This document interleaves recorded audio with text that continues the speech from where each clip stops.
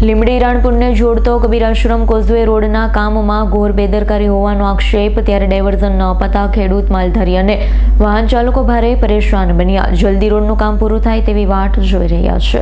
લીંબડીથી રાણપુરને જોડતા કબીરાશ્રમ એટલે કે જગદીશ આશ્રમ પાસેના કોઝવે પર માર્ગ અને મકાન વિભાગ દ્વારા સીસી રોડનું કામ શરૂ કરવામાં આવ્યું, પરંતુ આ કામગીરીમાં તંત્ર અને કોન્ટ્રાક્ટરની ગંભીર બેદરકારી કરતા હોય તેવા આક્ષેપ થઈ રહ્યા છે।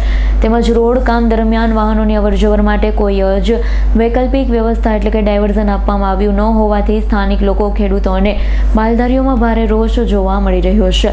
ટ્રાફિક જામની વિકટ સમસ્યા અને જનતાની હાલાકી ભોગવવી પડી રહી છે। માલધારી દ્વારા જણાવવામાં આવ્યું હતું, યોગ્ય ડાયવર્ઝનના અભાવે હાલમાં કબીરાશ્રમથી લઈ લીંબડી ઊંટડી બ્રિજ સુધી ટ્રાફિક જામના દ્રશ્યો સર્જાઈ રહ્યા છે।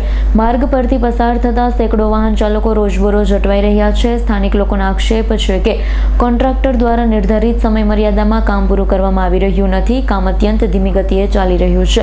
સીસી રોડ પર સમયસર અને પૂરતા પ્રમાણમાં પાણીનો ક્યુરિંગ પણ કરવામાં આવતો ન હોવાનો ગંભીર આક્ષેપ લોકો કરી રહ્યા છે। ખાસ કરી હાલ ચોમાસાની શરૂઆત સાથે ખેડૂતો માટે વાવણીની સિઝન જામી છે, પરંતુ રોડની કિનારીઓ ખૂબ જ ઊંચી રાખવામાં આવી છે, તેને સમાંતર કરવામાં આવી નથી। આના કારણે ખેડૂતો પોતાના ટ્રેક્ટર કે અન્ય કૃષિ સાધનો ખેતરમાં લઈ જઈ શકતા નથી, જેનાથી મોંઘા મૂલ્યની સિઝન બગડવાનો ભય ઊભો થયો છે।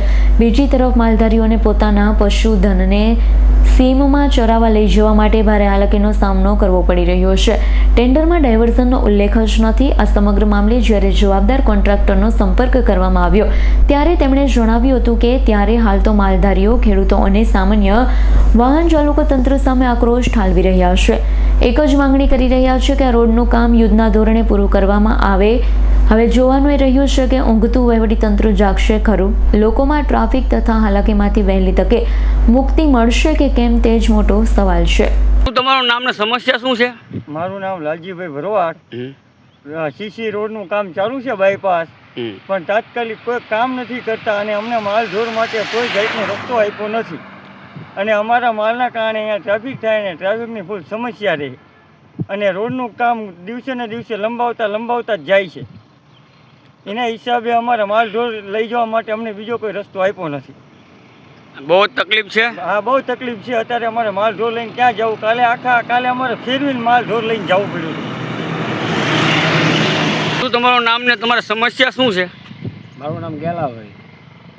અને સમસ્યા શું છે? સમસ્યા માલ ઢોર ને આ રસ્તા નથી એક અહીંયા। શા માટે નથી? આ બધા વાળી લીધા બધા ભાઈ। કોઈ વાળા છે? ખેતરો શું રહ્યું? રોડના કામ વાળા એમને। આ રોડનું કામ તમારે છે? હા, એમને। તો કોઈ જાતનું ડ્રાઈવર નથી જવા માટે? કોઈ જાતનો અમારો રસ્તો નથી આપ્યો। તો તમે ઢોર ઢાકર તમે આ બાજુ લાયા તો કઈ રીતે લાયા?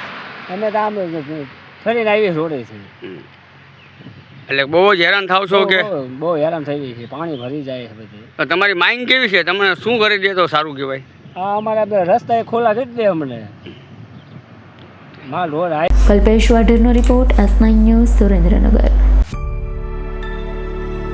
અમારી તમામ માહિતીથી અપડેટ રહેવા માટે જોડાયેલા રહો S9 ન્યૂઝ સાથે।